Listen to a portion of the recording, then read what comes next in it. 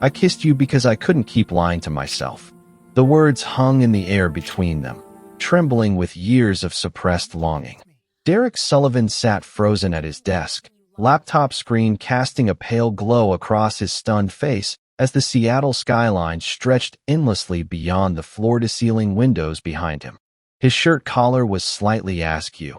Buttons loosened where Isabelle Morgan's trembling fingers had just been, her lips still tingling from the desperate kiss she'd pressed against his mouth moments before. Isabelle stood over him in her emerald dress, diamond jewelry catching the late afternoon light filtering through the glass. Her chest rose and fell with shallow breaths, her legendary composure shattered into 1,000 irreparable pieces. For 18 months, she'd maintained perfect professional distance from this man. 18 months of carefully constructed walls, deliberate coldness, strategic avoidance. The untouchable CEO of Meridian Development, who never, ever mixed business with anything remotely personal. But she'd just crossed his threshold, walked right into his office, leaned down as he looked up in surprise and kissed him with everything she'd been burying since the day he started working for her. "Isabelle, Derek's voice cracked, his hazel eyes searching hers for some explanation that made sense. She couldn't give him one. Not yet. Not when her heart was hammering so violently she thought it might burst through her ribcage. Not when she could still taste him on her lips and feel the heat of his skin where her palm had pressed against his shoulder. The silence stretched between them like a live wire, crackling with possibility and danger neither of them could predict. Derek's expression shifted from shock to something unreadable, something that made Isabelle's stomach drop with the sudden weight of consequences beginning to dawn on them both. What Isabelle didn't know in that moment was that this single confession would cost her everything she'd spent a lifetime building. To understand how she ended up risking it all in Derek's office that evening, we have to go back to the beginning of their story. But first, a quick shout out to Derek Baltimore watching from South Africa. Thank you so much for engaging with the channel, and I named a character in this story in your honor. If you're watching and want a shout out too, hit that like button, subscribe, and comment where you're watching from. Now let's get into the story. 18 months earlier, Isabelle Morgan had stood in a different office, staring at her younger sister Rachel across a mahogany desk worth more than most people's cars. "You're choosing a merger over Mom's birthday?" Rachel's voice had cracked with disbelief. "Over family? This deal closes today, or we lose everything I've built," Isabelle had replied, her tone flat and unyielding. "Mom will understand." "No, Isabelle. She won't. And neither do I." Rachel had walked out that day and hadn't spoken to her since. But Meridian Development had absorbed the competitor, doubled its portfolio, and cemented Isabelle's reputation as the ice queen of Seattle's real estate empire. At 34, she'd sacrificed relationships, sleep, and any semblance of personal life to build something untouchable. Her billion-dollar company was her family now. Her legacy, the only thing that mattered. Or so she believed until Derek Sullivan walked into her life. He'd arrived for his interview on a Tuesday morning, portfolio under one arm and his daughter's hand clasped in the other. "I'm so sorry," he'd said, genuine distress in his hazel eyes. "My sitter canceled last minute, and I couldn't find anyone. I understand if you need to reschedule." Isabelle had almost sent him away on principle. But 6-year-old Lily had looked up at her with wide, curious eyes and asked, "Is this where my daddy makes buildings?" Something in Isabelle's chest had tightened unexpectedly. "Would you like to see his designs?" she'd heard herself ask. Derek's portfolio had been brilliant. Clean lines, innovative sustainability features, structures that balanced function with beauty. She'd hired him on the spot, then immediately assigned him to a different floor to maintain professional distance. For 18 months, that distance had held. Derek proved to be everything Isabelle valued in an employee: talented, dedicated, quietly competent. He never complained when Lily got sick and he had to work from home. He turned in flawless renderings while juggling parent-teacher conferences and grocery runs. He showed up early, stayed late when needed, and somehow still made it to every one of his daughter's school events. Isabelle told herself she barely noticed him. But that morning, everything had shifted. She'd been crossing the marble lobby when she heard Lily's cry.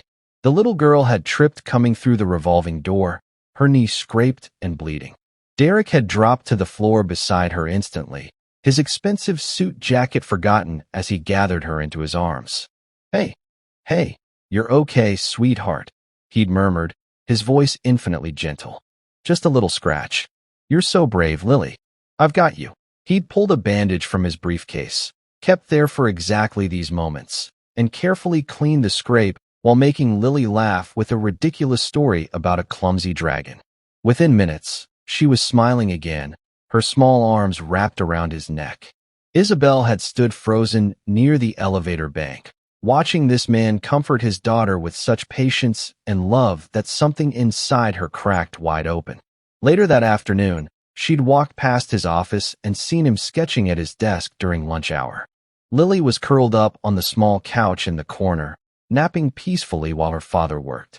Derek's face was soft with concentration, one hand drawing while the other rested protectively on a stuffed bear that had fallen from Lily's arms. That's when Isabelle had remembered something her assistant mentioned weeks ago. When Lily had gotten the flu and Derek's regular sitter quit without notice, the company daycare had mysteriously extended its hours to accommodate his schedule. Derek had assumed it was new policy. Isabelle had personally funded that expansion. She'd told herself it was good business, investing in employee welfare. But watching Derek now, seeing the careful way he balanced his brilliant career with devoted fatherhood, she couldn't lie to herself anymore. She'd spent 18 months trying not to notice how his eyes crinkled when he smiled at Lily, how his voice softened when he talked about her achievements, how he wore mismatched socks sometimes because Lily picked them out, how he was everything Isabelle had never let herself want because wanting meant weakness, and weakness meant losing control of the empire she'd built. But as evening fell and the Meridian offices emptied, Isabelle found herself standing outside Derek's office door. Through the glass, she could see him typing at his laptop, the Seattle skyline glowing behind him. Her heart hammered against her ribs. If she walked through that door, everything would change. The careful distance she'd maintained, the professional boundaries that protected them both, the control she'd spent a lifetime perfecting. 18 months of pretending she didn't feel anything. 18 months of lying to herself. Her hand reached for the door handle. Have you ever hidden your feelings for someone because you thought it would cost you everything? Tell me in the comments what made you finally stop pretending. Isabelle pushed open the door to Derek's office, her heels silent on the carpet as she crossed the threshold. The Seattle skyline glowed behind him through the windows, the city lights beginning to twinkle as evening settled over the Pacific Northwest. Derek looked up from his laptop, surprise flickering across his face. "Ms. Morgan? Is everything okay?" She didn't answer. Couldn't answer. Words had failed her somewhere between the hallway and this moment. Instead, she walked toward his desk, her heart thundering so loudly she was certain he could hear it. "Isabelle." He stood slowly, confusion mixing with concern in his hazel eyes. She leaned down as he turned toward her, her hand finding his shoulder, and kissed him. It wasn't gentle or tentative. It was 18 months of suppressed longing poured into one desperate, irreversible moment. His lips were warm beneath hers, his sharp intake of breath vibrating against her mouth. When she pulled back, his shirt collar was askew, buttons loosened where her trembling fingers had clutched at him. Derek stared at her with wide, shocked eyes, his expression frozen somewhere between disbelief and hope. "I kissed you because I couldn't keep lying to myself," she whispered, her voice cracking with vulnerability she'd spent years learning to bury. "Isabelle, Derek's voice trailed off, his hand rising unconsciously to touch his lips where hers had just been. "I know this is inappropriate," she continued, taking a shaky step back. "I know I'm your boss and this violates every professional boundary, and I should leave right now and pretend this never happened, but I can't.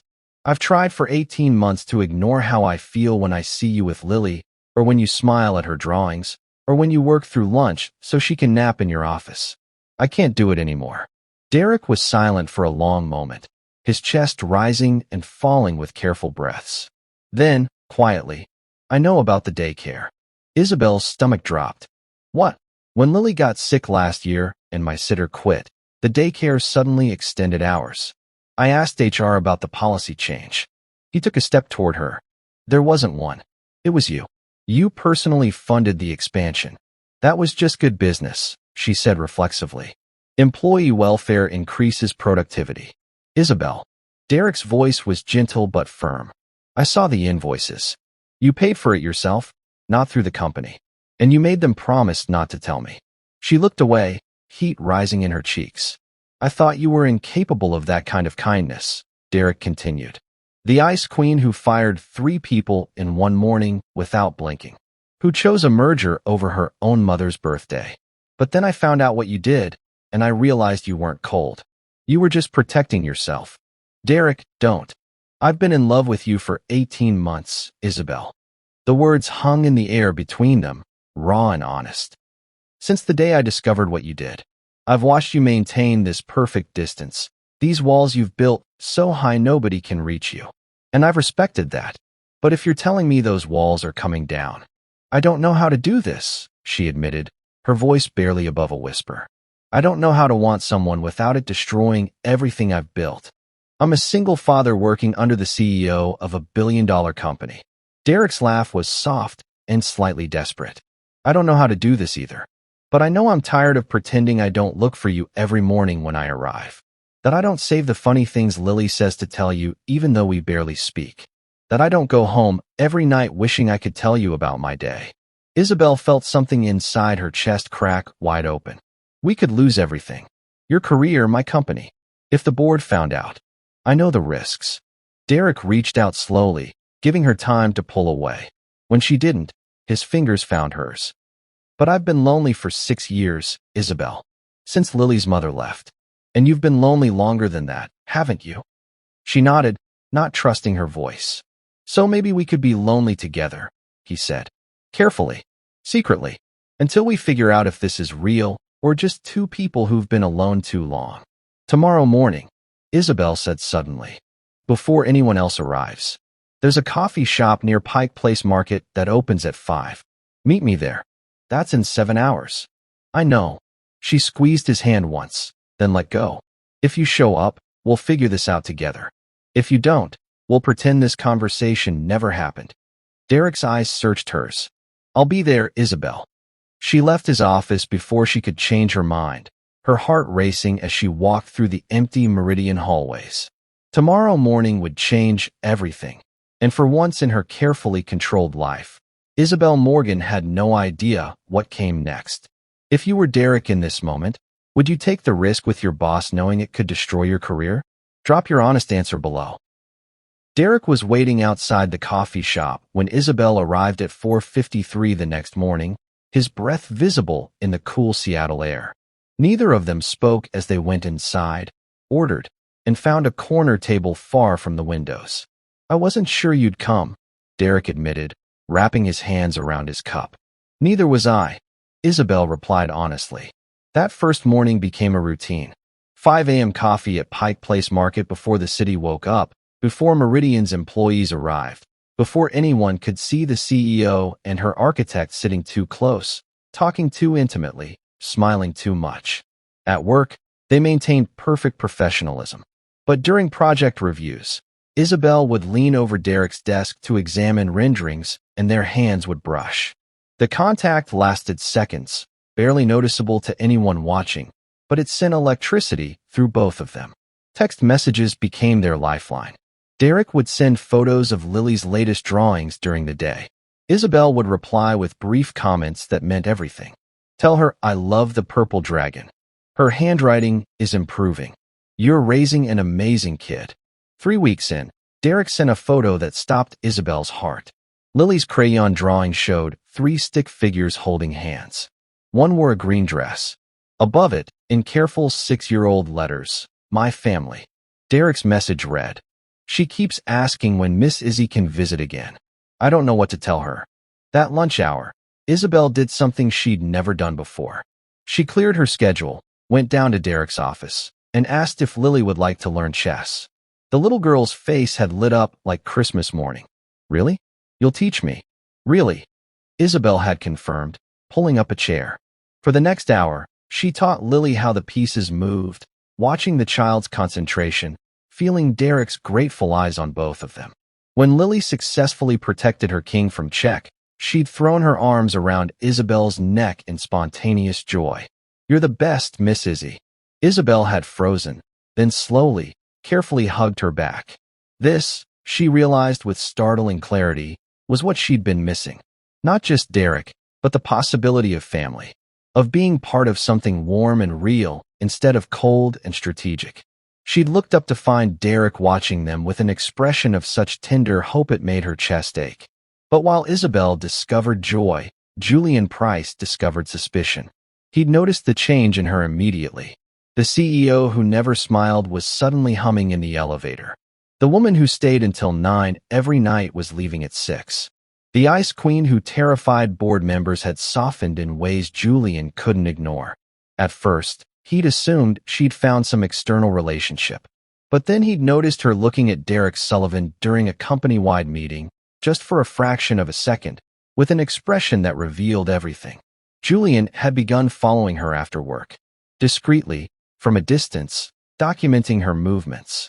For 3 weeks, she went straight home to her penthouse in downtown Seattle. Then, on a Thursday evening, she'd driven to a modest apartment building in Queen, and instead, Julian had parked across the street and waited. At 11:17 p.m., his phone camera captured them leaving together. Derek's hand on the small of Isabelle's back. Her face turned up toward his, smiling. The intimate way they stood too close in the doorway before she reluctantly pulled away. Julian had smiled in the darkness of his car. Perfect. Back in his Meridian office the next morning, Julian pulled up the employee handbook on his computer. Section 4.7, Romantic Relationships Between Supervisors and Subordinates. Section 8.2, Executive Code of Conduct. Section 12.4, Grounds for Board Review of CEO Performance. He'd been planning this board coup for 6 months, quietly building alliances, identifying weaknesses in Isabelle's armor. But he'd never found the perfect ammunition. Until now.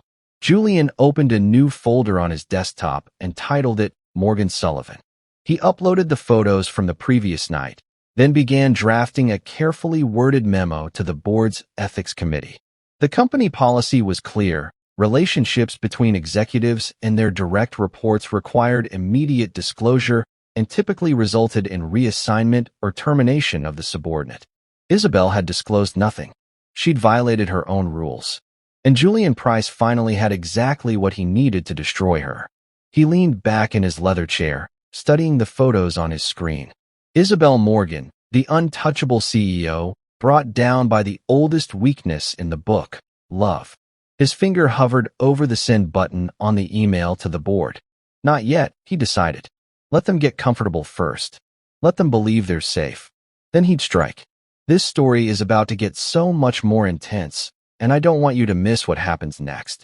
If you're invested in Isabelle and Derek's future, hit that subscribe button, because the people who truly care about how this unfolds don't just watch, they stay. Will you? The email from the board's ethics committee arrived on a Monday morning at 7:43 a.m. Isabelle was sitting at her desk, reviewing quarterly projections, when her assistant buzzed through on the intercom. Ms. Morgan, the board has requested an emergency executive session. They need you in the conference room immediately. Isabelle's stomach dropped. She knew before she walked into that room exactly what this was about. 12 board members sat around the mahogany table, their faces carefully neutral. Julian Price stood near the windows, his expression one of manufactured concern. Isabelle, please sit, Chairman Robert Hayes said gravely. She remained standing. What's this about? Hayes slid a manila folder across the table. Inside were photos. Her and Derek leaving his apartment. Time-stamped, dated, damning. You've been engaged in an undisclosed romantic relationship with a direct subordinate, Hayes stated. This violates Section 4.7 of our Executive Code of Conduct. I see. Isabelle's voice was ice-cold, even as her heart raced. And who brought this to your attention? That's irrelevant. Julian interjected smoothly. What matters is the violation itself. The board has discussed this at length, Hayes continued. We're offering you a choice. End the relationship immediately, or Mr. Sullivan will be terminated and we'll ensure he's blacklisted from every major architectural firm in the Pacific Northwest." The words hit Isabelle like a physical blow. She looked around the table at faces she'd worked with for years, seeing calculation and judgment where respect used to be. "You destroy an innocent man's career?" she asked quietly. "We protect this company's integrity," Hayes replied. "You have 24 hours to decide." Isabelle walked out without another word. In her office, she called Derek immediately. "They know," she said when he answered. The silence on the other end was deafening. "Then, I'll resign today." "Derek, no."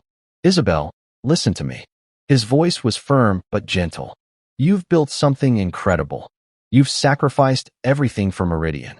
I won't let you lose it because of me."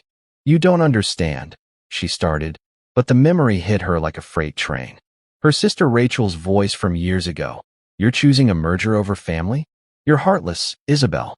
She'd made that choice then, chosen power over people. And Rachel hadn't spoken to her since.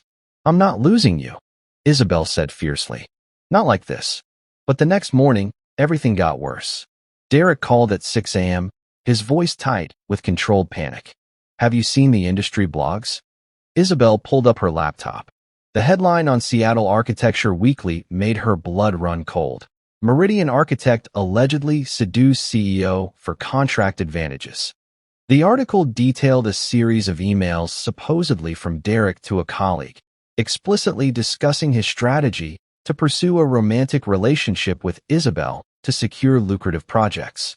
The language was calculated, manipulative, predatory. "I never wrote these," Derek said, his voice shaking. "Isabelle, I swear to you, these are fake." "I know they are." She scrolled through the fabricated messages, recognizing Julian's handiwork immediately. "This is Julian. He's trying to destroy you before I can fight back." By noon, 3 other architecture blogs had picked up the story. Derek's phone rang constantly with calls from colleagues, former clients, professional contacts demanding explanations. His reputation was crumbling in real time. "They're saying I'm a predator," Derek said when they met secretly in her car that evening. "That I exploited my position as a single father to gain your sympathy. We'll prove it's all fabricated," Isabelle promised. "How?" "The emails look real. The metadata's been altered. By the time we prove they're fake, my career will be over." He ran his hands through his hair, exhausted. "Maybe I should just walk away. Let you release a statement saying you ended things when you discovered my supposed manipulation." "Absolutely not. Isabelle, be reasonable." "I'm done being reasonable." Her voice broke. "I chose business over family once before and lost my sister. I'm not doing it again. I'm not losing you and Lily because I'm too afraid to fight." Derek stared at her for a long moment. Then, quietly, "Lily drew another picture today." He pulled out his phone and showed her.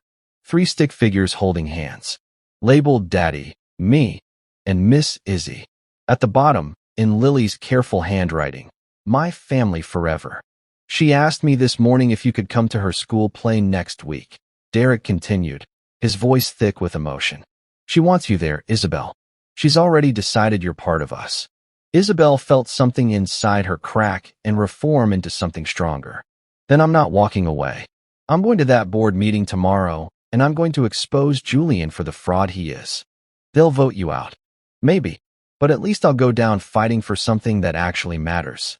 The next morning, Isabelle stood outside the boardroom in her steel gray suit, her heart hammering but her resolve absolute. Through the glass, she could see 12 board members taking their seats. Julian sitting smugly at the far end of the table. Her phone vibrated in her hand. A text from an unknown number. "I have proof Julian fabricated everything." Isabelle's breath caught. She typed back quickly, "Who is this?" The response came immediately. "Someone who's been watching Julian for months. But the proof comes with a price. Are you willing to pay it?" What would you say to Isabelle right now if you could? Would you tell her to fight or walk away? Comment below. I want to know what advice you'd give her. Isabelle pushed open the boardroom door, the anonymous message still burning on her phone screen. Rain hammered against the floor-to-ceiling windows as Seattle's morning storm rolled in, casting gray shadows across the mahogany table where 12 board members waited. Julian Price sat at the far end, his expression carefully arranged into concern. But Isabelle saw the smugness underneath, the certainty that he'd already won. "Isabelle, please sit," Chairman Hayes began. "I'll stand." She placed her phone face down on the table, her heart racing but her voice steady. "Before you vote, you need to know the truth about those emails." "The evidence speaks for itself," Board Member Patricia Chun said coolly. "Mr. Sullivan's communications clearly show." "Those communications are fabricated," Isabelle interrupted. "Julian manufactured them to destroy Derek's reputation and force this board's hand." "That's a serious accusation," Hayes said. "It's a desperate lie," Julian added smoothly. Isabelle is understandably emotional, but the metadata on those emails has been verified by our IT department. "Your IT department," Isabelle countered, "which reports directly to you as VP of Operations." "Convenient." Murmurs rippled around the table. Half the board members looked uncertain. The other half, Isabelle knew, had already been poisoned against Derek by Julian's careful campaign. "I have proof," she continued, "that Julian has been." Julian's phone buzzed loudly on the table. His hand moved to silence it, but not before his expression flickered with something that looked like panic. "As I was saying," Isabelle pressed on, "Julian has systematically." The boardroom door opened. Derek Sullivan stood in the doorway, still wearing his rain-soaked jacket, holding a piece of paper in his hand. Every eye in the room turned toward him. "Mr. Sullivan," Hayes said sharply, "this is a closed executive session." "I know, and I apologize." Derek's voice was calm despite the tension radiating from his body. "But I need to say something before you vote." "Derek, don't," Isabelle started. "I'm resigning from Meridian Development, effective immediately." He held up the paper, a formal resignation letter. "I won't let Isabelle lose everything she's built because of me. Whatever you've heard about those emails, whatever you think of me, just let her keep her company." "That's very noble," Julian said, barely concealing his satisfaction. "Perhaps that's the best solution for everyone." "Wait," Derek continued, his voice stronger now. He pulled out another paper from his jacket. Lily's drawing. The 3 stick figures holding hands. "My daughter drew this. She's 6 years old, and she thinks Isabelle is part of our family. She asks about Miss Izzy every single day. Wants her at her school play, at dinner, in her life." His eyes found Isabelle's across the room. "I don't know what those emails say, but I know what's in my heart. I've never manipulated anyone. I fell in love with an incredible woman who happened to be my boss, and I'd make the same choice again even knowing it would cost me everything." The silence in the room was absolute except for the rain battering the windows. Then Isabelle's phone vibrated against the table. She glanced down. A photo attachment from the unknown number. Surveillance footage showing Julian Price sitting across from a man in a coffee shop, documents spread between them. The timestamp was from 3 weeks ago. The man's company logo was visible on his briefcase, Crawford Industries, Meridian's largest competitor. A new message appeared. "Use this and I'll tell you what it costs. 60 seconds before I send it to Julian instead." Isabelle's breath caught. This was it. Proof that Julian had been meeting with their competition. Corporate espionage or conspiracy or whatever this was, it would destroy him. Her finger hovered over the forward button. Send it to the board chairman. Expose Julian. Save Derek. Win. But what would it cost? Across the table, Julian's phone buzzed again. His face drained of all color as he stared at his screen. His eyes snapped up to meet Isabelle's, and what she saw there wasn't smugness anymore. It was pure venom, pure hatred, pure desperation. His hand moved slowly toward his briefcase on the floor beside his chair. Isabelle could see the corner of a manila envelope sticking out. "What's in the envelope, Julian?" she heard herself ask. Julian's jaw clenched. "Nothing that concerns you." "Mr. Price," Chairman Hayes said, his voice sharp with sudden suspicion. "What's going on?" Isabelle's phone buzzed again.